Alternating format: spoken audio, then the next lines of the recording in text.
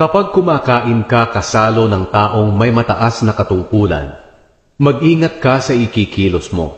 Kung palakain ka, pigilan mo ang iyong sarili. Huwag kang magnanasa sa mga pagkain kanyang inihanda, dahil baka iyon ay pain lang sa iyo. Huwag mong pahirapan ang sarili mo sa pagpapayaman. Sa halip, pigilan mo ang iyong sarili at isipin kung ano ang mabuti.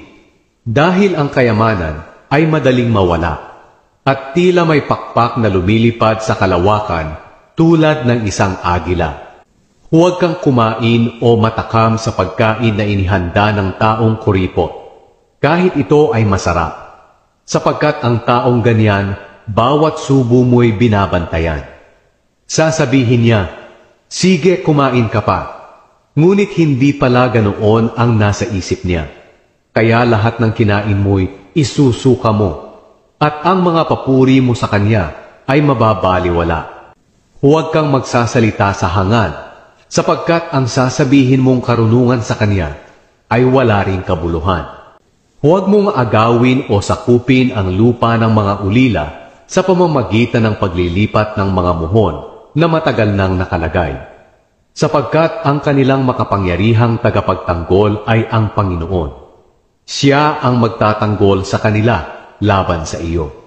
Makinig ka kapag itinutuwid ang iyong pag-uugali, upang ikaw ay matuto. Huwag kang magpapabaya sa pagdidisiplina sa iyong anak. Ang tamang pagpalo ay hindi niya ikamamatay, kundi makapagliligtas pa sa kanya sa kamatayan.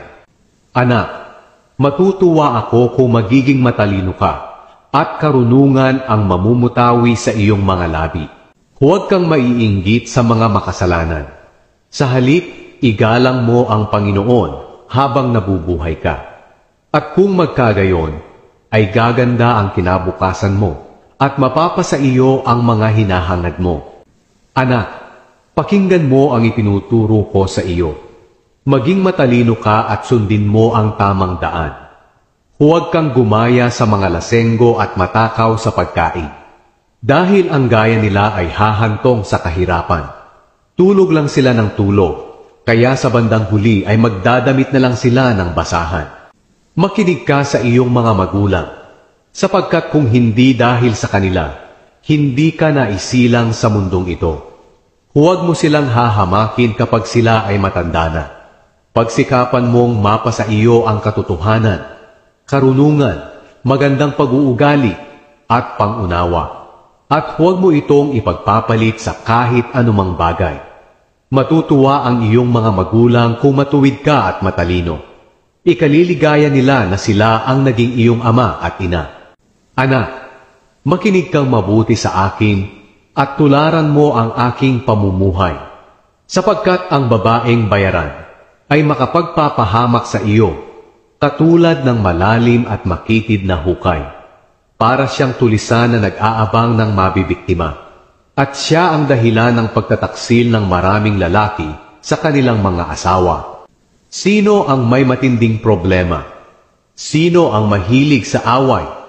Sinong mareklamo?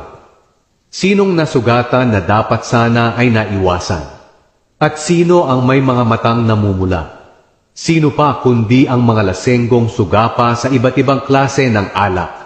Huwag kang matakam sa alak na napakagandang tingnan sa isang baso at tila masarap.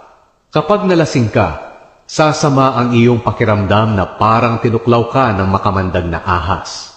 Kung ano-ano ang makikita mo at hindi ka makakapag-isip ng mabuti.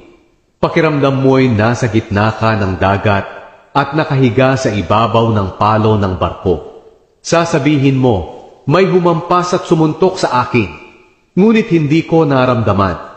Kailan kaya mawawala ang pagkalasing ko para muli akong makainom?